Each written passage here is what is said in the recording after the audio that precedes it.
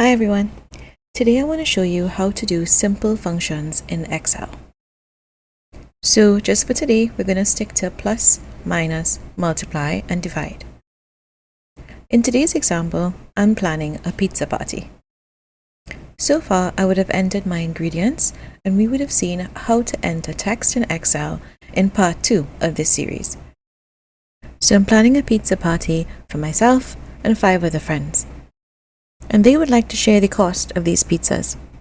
So the first thing I'm going to do is find out how much each of these items cost, how much I'm going to need to make the pizzas, get the total cost, and divide it by the number of friends that are coming to this party. So we're going to start with cost, quantity, total. So if we get the price of flour, it's going to enter some prices here now. So it's going to be $4, let's say $4.05. And yeast is, let's say 50 cents.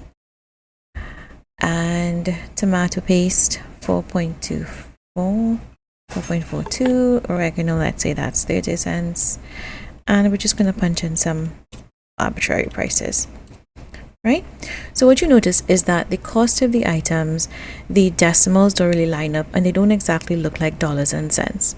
To change the format of a number, we go to your home tab and you're going to go into your section that has numbers. Right? So you're going to see this little comma button, and this comma style, if you click on it, it will change it to your dollars and cents format. Right? There are also options to change number styles to percentages, and you can also change it to a format that has a dollar sign in front of it. Right? For now, we'll just stick to dollars and cents. So the next thing we're going to do is we're going to enter some quantities. So we're going to come here and just enter the quantity of each item we're going to need. So let's say we need 1 packet of flour, enter. 2 of yeast, just type 2 and enter. 2 cans of tomato paste, type 2 and enter. Let's say we need 1 packet of oregano, 3 packets of cheese, and 3 packets of sausages. So all our data is now entered, and it's time for us to start calculating the cost of each of these items. So the first thing I'm going to look at is flour. I'm going to put my cursor and I'm going to select cell E4. I'm going to start typing a formula to compute the total cost of flour. So what I'm going to need is I'm going to need to take my cost and I'm multiplying it by my quantity. To enter a formula in Excel, you start with an equal sign. So when you select the cell you want the formula to go in, you type equal. The next thing we want to do is select the cells that we're going to use in our formula. So it's going to be cell C4 multiplied by cell D4. So we're going to go to C4 and click on it, and it has this little blue lit up box around it, and we're going to just say multiplied by now. So multiplication in Excel is an asterisk, so we're going to type an asterisk. So it's going to say C4 multiplied by, and then the next thing we're going to do is we're going to click on cell D4. Right? So you'll notice that cell C4 is in blue, so it tells us which cell has been selected without having to check the cell references. We can actually see the blue cell relates to C4, multiplied by D4 is the red cell. Right? The next step is to click enter. Press enter on your keyboard. So my total cost is 4.05. If I do this I can do this going down for each item, but I can also copy this formula all the way down, and the formula will automatically update the cost and quantity of each of these items going down my list. So to copy a formula, Ctrl+C, just like you would copy and paste a text, Ctrl+C, you highlight where you want it to go, and you click Ctrl+V, and you'll notice that the formulas automatically update to the line we want them to update to the cells we want them to multiply. Right? So another way you can copy and paste a formula is you can simply select the cell and drag it down just like you would for a text. Or you can also use a function Ctrl+D. So by holding down Ctrl and D, it will allow you to copy the data that's in the cell above the cell you're currently in, and I'll show you how that works. So if I go to my cell underneath in E5 and I hold down Ctrl and I press D, whatever is in the cell above will automatically copy into the cell below. So basically, I now have my total cost of each of my items. So at the bottom of the cost of each of these items, I want to find out the total. If I put my cursor at the bottom and I select this cell, I'm going to add a formula here to add down all the items, the cost of all the items. So I can go equal E4, click on E4, plus, click on E5, plus, click on E6, plus, click on E7, plus, click on E8, and then I'm plussing, click on E9, right? If I enter now, I'll get the total of $26.19. Another way to do this in Excel is to use your AutoSum function. So if you look up here on your Home tab in your editing tools, you're going to see a sum button, this little symbol here. So what this is going to do is it's going to auto sum down all the information that's in our cells. So if I undo this, if I undo the total and I click sum, you'll see a formula automatically come up, which is sum of E4 to E9. So E4 colon E9 means it's picking up a range of cells from E4 to E9. So when I press enter, it's going to give me the total without having to compute and to add in each cell into a formula. Right? Alternatively, you can simply type equal sum, open bracket, take your mouse and select E4 and hold down your mouse button and just drag all the way down to the bottom to E9, close bracket, and enter. So if I had 5 other friends coming to this pizza party, it's going to be 6 of us in total.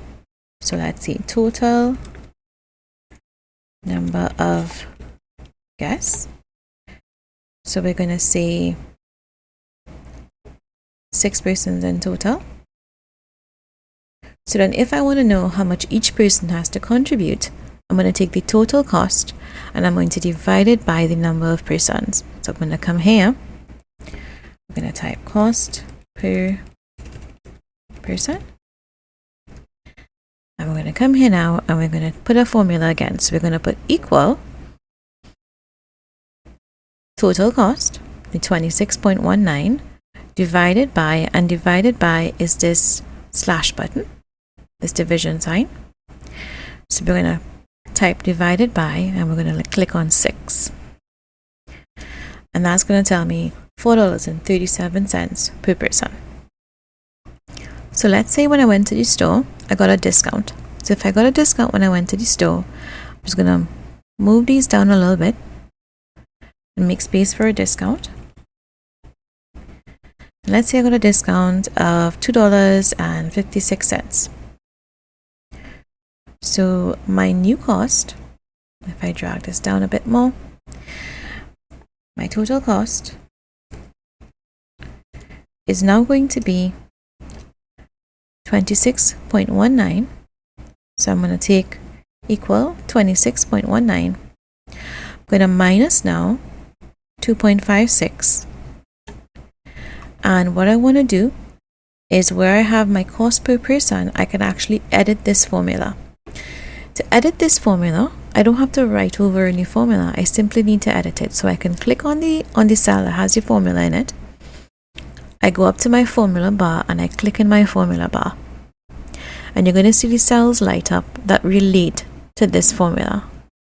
So I can take my mouse, put it over the border of the total, and I just drag it now down to the new total.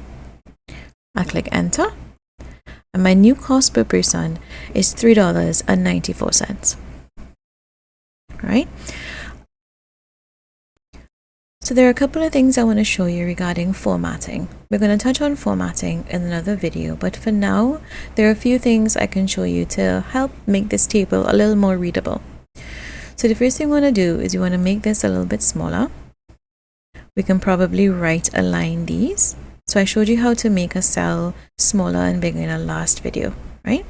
To right align, you simply highlight the cells and you go up to your home tab in alignment, and you're going to see this symbol at the bottom here saying right align right. You're going to click on that and your cells are going to align right. So what you want as well, maybe you want your cost and your quantity and your total to be in line, so we can probably right align those as well. And then you probably want to put like a total line at the bottom here. To add a border to a cell, you click on the cell, you go to the home tab, and in your font tools you're going to see this little drop down menu, and this is going to give you different styles of borders to add. So for this one, we can probably click a top border. So if you click away, you'll see a top border has been added to the cell. And then maybe down here, we can put another top border. And then total number of guests and cost per person, we can probably put a top and bottom border. So if I click down, you'll see the option to add a top and bottom border. You click there. So the last thing I'd like to go through with you is absolute and relative referencing. It sounds really fancy, but it isn't. So let's go through it now. Relative referencing basically means that if I have a formula in a cell, for example, the formula I entered into cell E4, when I copy it down to cell E5, the formula is going to update relative to what was in E4. And what that means is, in cell E4, I multiplied C4 by D4. And what my function really did was it multiplied 2 cells to the left multiplied by 1 cell to the left. So if I copy this formula down to E5, it's going to multiply 2 cells to the left by 1 cell to the left of E5. So in this way, my cell references are relative. In other words, no matter where I copy my cell, the formula will always be updated to a cell position that's relative to the cell that has the formula. Absolute references do not move when you copy a cell to another position. So if I have absolute references in my formula in cell E4, when I copy it down, my position of my cells in my formula is not going to change. When you're selecting cells for a formula in Excel, it will automatically get selected as a relative reference. To make a formula use absolute references, you have to use a $sign to lock the cells, and I'll show you what I mean by that. So if I want to find the cost of each of these items per person, I can use an absolute reference to get that equation. So if I go into cell G4 and I enter equal the cost of flour over divided by the total number of guests, I'll get 68 cents. Now, if I wanted to copy this formula down, you'll notice that it copies the $1, that reference is fine, but now my red cell, what I'm dividing by, shifts down as well. But I don't want my red cell to shift down. So what I'm going to do is I'm going to come into the formula and I'm going to type in where my number of guests is selected. I'm going to put a $sign before the column reference, and I'm going to put a $sign before the row reference. And that tells me no matter where I drag this cell, my column is always going to be column E and my row is always going to be row 16. I click enter. So now when I drag this formula down, you'll notice that the blue cell is updated because there are no dollar signs in my blue reference, but my red cell stays the same.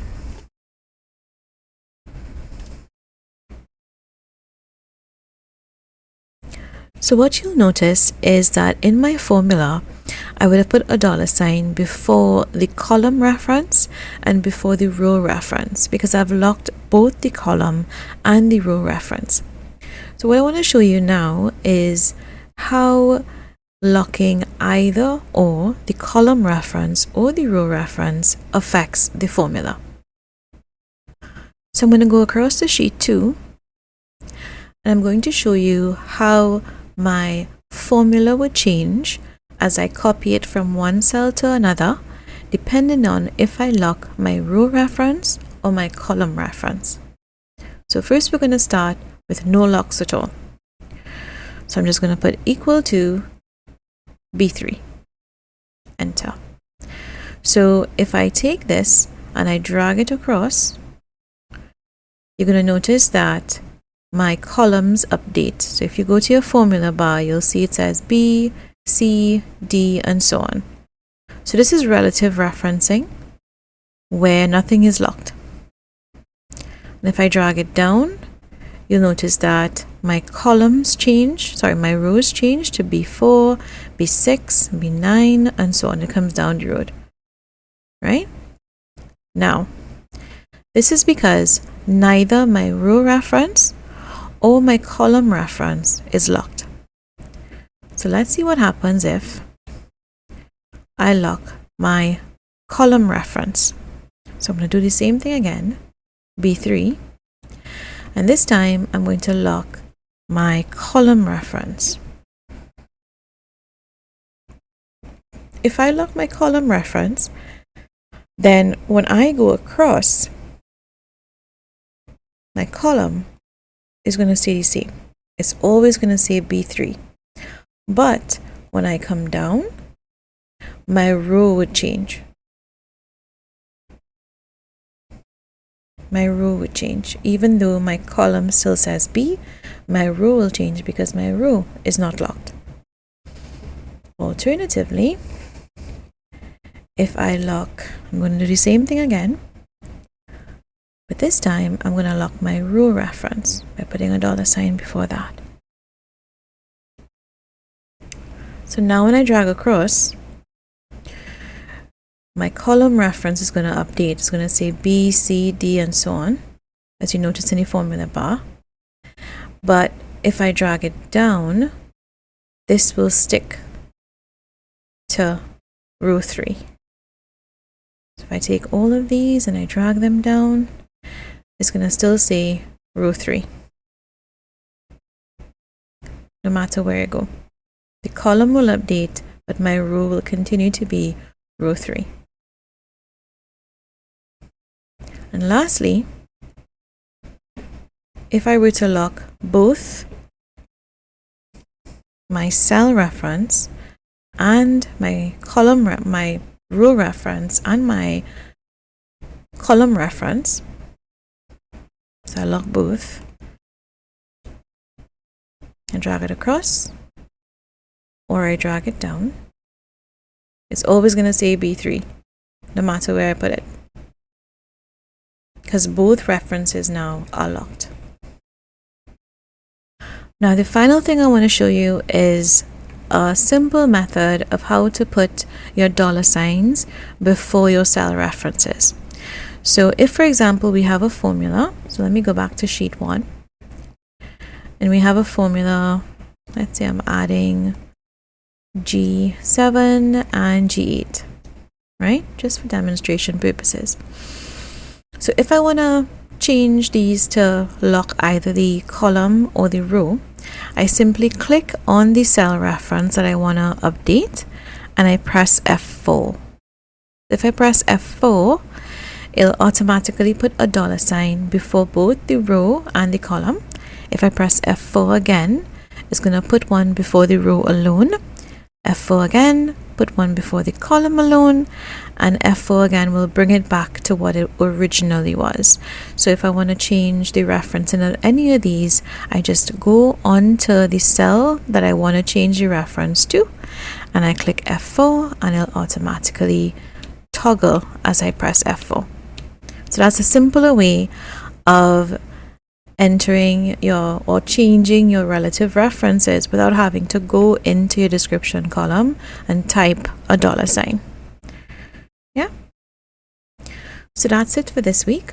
Over the coming week, you can probably practice how to use plus, minus, divide, and multiply in Excel, and how to write formulas in Excel. You can also play around with your relative and absolute referencing. This week, I would have also introduced you to a common function used in Excel, which is your sum function. Next week, I will introduce you to a few more of these types of functions that are commonly used in Excel, and these functions are going to form an essential part of your Excel toolkit. Thank you for watching, and I hope to see you again in next week's video. Bye!